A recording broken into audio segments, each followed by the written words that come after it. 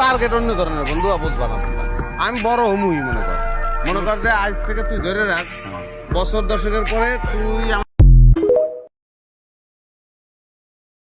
হে আল্লাহ, একমাত্র আপনার কাছেই আমি আমার দুর্বলতার কথা জানাচ্ছি, এবং একমাত্র আপনার কাছেই আমি আমার অভাবের কথা জানাচ্ছি, এবং মানুষের নিকট আমার অসম্মানের কথা একমাত্র আপনাকেই বলছি। হে আরহামার রাহিমিন, আপনিই তো প্রতিটি দুর্বল ব্যক্তির রব, এবং আপনিই আমার রব। আপনি কার কাছে আমাকে ছেড়ে দিলেন? এমন অচেনা মানুষদের কাছে যারা আমার ক্ষতি করতে চায়, নাকি এমন শত্রুর কাছে যাকে আপনি আমার চেয়ে অধিক শক্তি দিয়েছেন? হে আল্লাহ, যদি